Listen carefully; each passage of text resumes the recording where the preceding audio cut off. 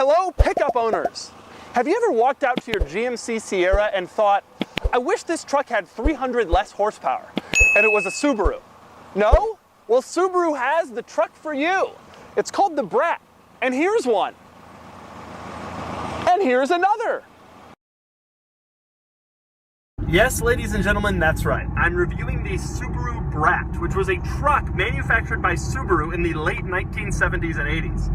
But before I get into all the key details about this heavy-duty pickup truck, I think we should start with the name. Now, BRAT is actually an acronym for Bi-Drive Recreational All-Terrain Transport.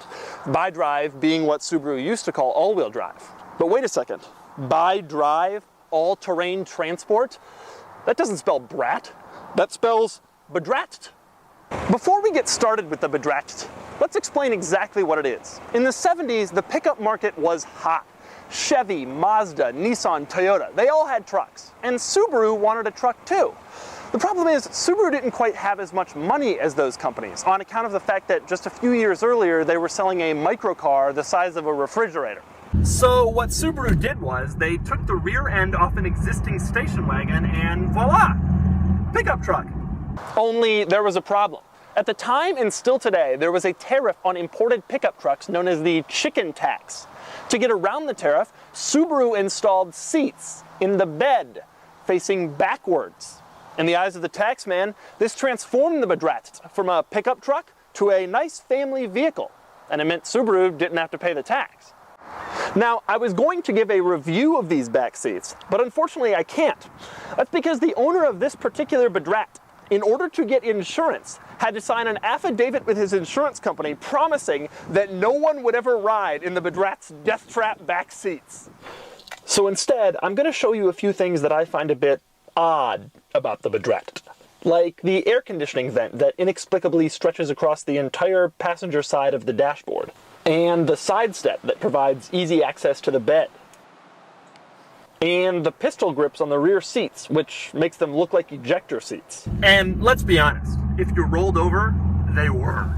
And this dainty little interior chime sound that sounds like it's trying to remind you, don't forget Tinkerbell. And the speedometer that optimistically went up to 120 miles per hour. And the four-wheel drive handle, which looks like it should be providing thrust to a Cessna.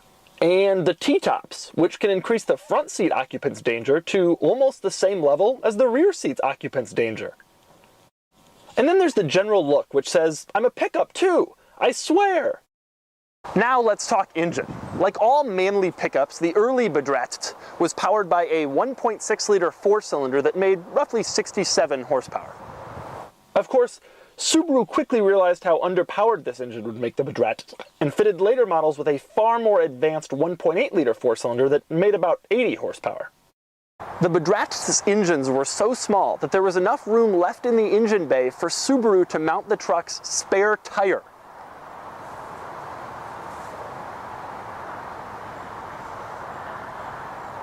So how slow is the BRAT?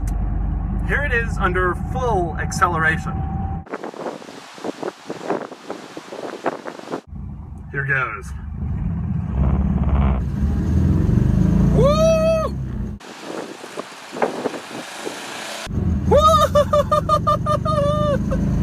Woo!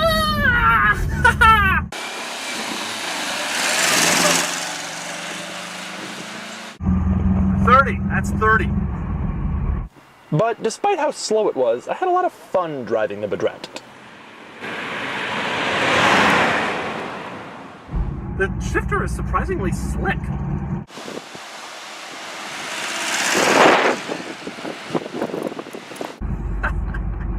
I love this thing. It's so old and little.